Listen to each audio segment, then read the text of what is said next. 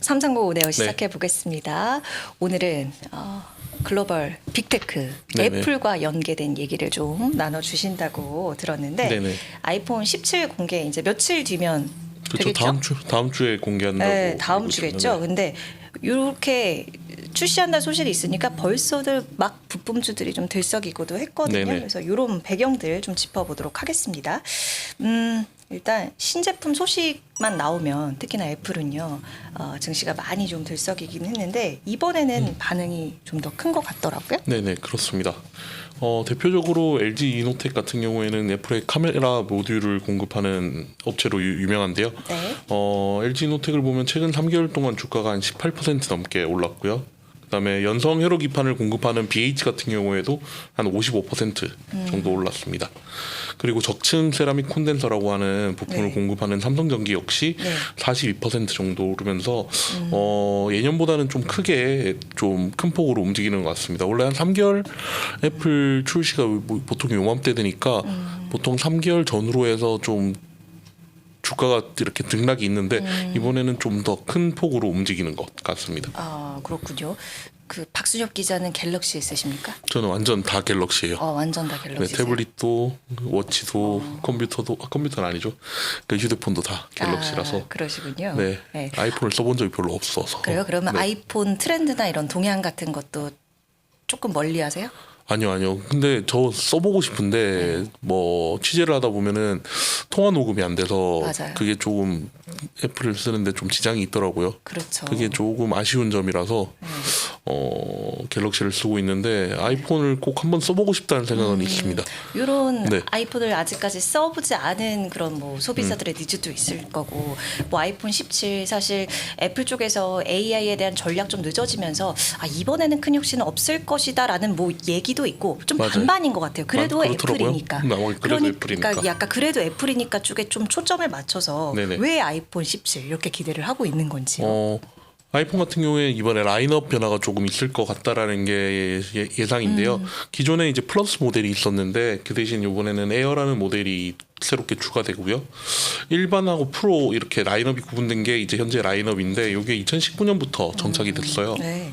근데 뭐 미니가 있다가 사라지고 네. 그다음에 또 플러스가 등장하고 그러면서 좀 이번에 에어가 등장하는 거는 이제 세 번째 이렇게 변화인데 아무래도 이렇게 라인업 변화가 크면은 부품주들도 좀 네. 뛰죠. 네. 사진 지금 보시다시피 굉장히 가벼워지고 얇아지고 네네. 이게 그리고- 갤럭시 시리즈보다 더 얇다고 하더라고요. 오 맞아. 그리고요. 에어가 더 얇다라고 네. 얘기하더라고요. 그렇더라고요. 그리고 좀 주목할 만한 부분이 카메라 쪽인데 이제 예. 모드 모델에서 약간 카메라 성능이 개선될 거라는 전망이 나오고 있고요.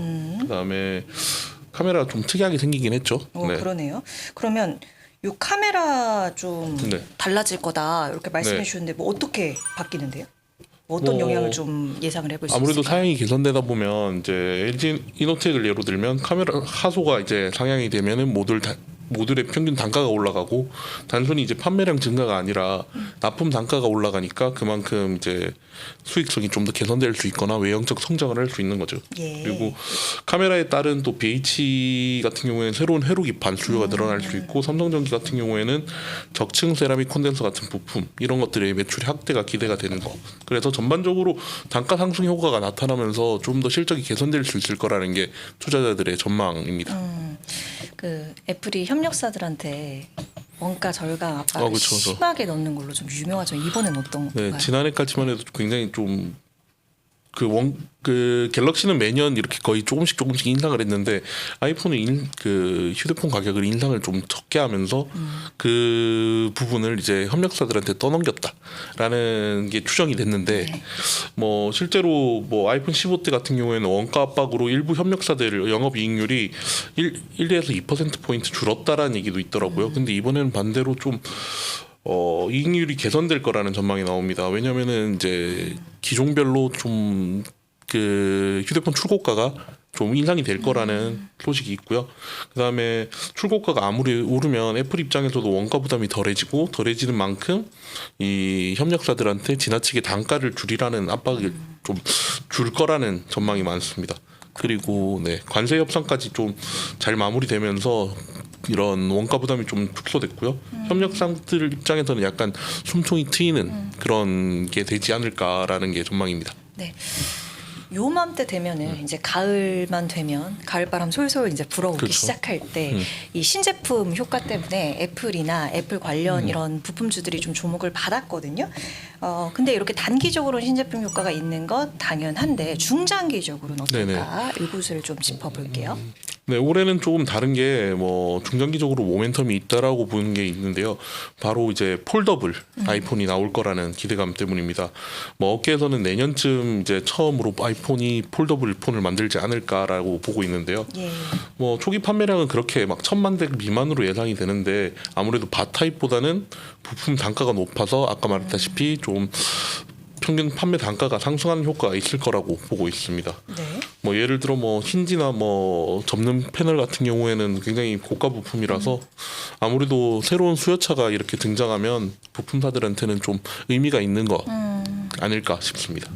내년에는 폴더블 아이폰, 접는 아이폰 나오고 한 2028년쯤에 또 네네. 접는 아이패드 나올 거라고 네네. 또 이렇게 애플 들여다보고 있는 월가 또 애널리스트가 이야기를 하기도 했더라고요. 어찌됐든 자 이렇게 폴더블 아이폰이 내년에 등장을 한다면 이제 준비를 하겠죠. 하고 내년에 있겠죠. 내오려면 우리나라 어떤 기업들이 주목을 받을까 이게 제일 궁금해져요. 네, 뭐 상장사는 아닌데 삼성 디스플레이가 이제 첫 번째 후보로 꼽습니다. 아무래도 접는 이런 디스플레이가 굉장히 중요하니까요. 지금 여기도 지금 접는 폰을 쓰고 계시지만 네. 애플이 이제 폴더블 패널을 대량으로 확보하려면 이제 삼성 디스플레이에 의존할 수밖에 없고 여기에 이제 또 뭐 상장사들로 하면은 삼성 디스플레이에 내장 힌지를 공급하는 파이넴텍 또는 이제 폴더블 OLED 패널에다가 뭐 필름 공급하는 이녹스 첨단 소재 같은 것들 이런 것들이 상장사들인데 협력사로 들어갈 가능성이 거론이 되면서 예. 좀 주가가 좋지 않을까라는 전망이 나오고 있고요. 네. 뭐 아무래도 애플이 접는 폰 시장에 이제 진출을 하게 되면 파급 효과가 좀 있을 거라고 보고 있습니다. 네.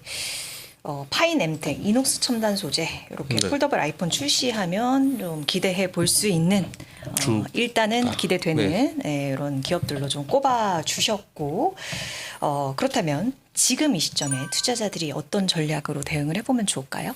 뭐 크게 두 가지로 이렇게 나눠지더라고요. 기존 핵심 부품사인 LG이노텍이나 삼성전기, BH 같은 종목을 대표 수혜주로 보고 접근하는 방법. 그리고 둘째로는 장기적으로 이제 신규 진입이 가능한 기업들에도 관심을 좀 두자라는 겁니다. 폴더블 관련해서 아까 말씀드렸던 파이넴텍이나 이녹스 첨단 소재 같은 종목이고요. 이제 단기 모멘텀과 중장기 성장성을 동시에 보는 전략을 활용해야 할 필요가 있다라는 것 같습니다. 그렇군요. 그럼 요약해 보면 단기적으로는 아이폰 일단 17 공개, 9일 공개 앞두고 이러한 모멘텀이 있고 중장기적으로는 폴더블 아이폰에 좀 주목을 해보자. 그래서 국내 부품사들 주가 움직임을 주목해보자. 이렇게 요약을 해볼 수 있을까요? 네, 맞습니다. 네. 뭐 애플 신제품 늘 증시에 약간 파급력이 있었지만 이번에 라인업 변화, 그다음에 장기 모멘텀 겹치면서 부품사들에게 좀 큰 기회가 될 것 같고요. 뭐 주의할 점으로는 좀 협력사들 중에 좀 네. 애플에 너무 의존하는 그런 협력사들이 있기 때문에 그런 것들은 좀 주의하실 필요가 있고 그다음에 환율 변동이나 스마트폰 시장 성장률 이런 것들도 챙겨 보시는 게 좋을 것 같습니다. 네, 알겠습니다. 오늘 애플 아이폰 출시를 앞두고 관련해서 국내 연계해서 살펴볼 수 있는 부품사들 어떤 것들이 있을지 네. 그리고 중장기 전망까지 같이 박순혁 기자가 짚어줬습니다. 또 나오면 애플 아이폰 얘기 또 같이 해봐요. 네, 그때도 주가가 좋으면 제가 들고 오겠습니다. 알겠습니다. 네. 고맙습니다. 네, 알겠습니다. 감사합니다. 감사합니다. 네.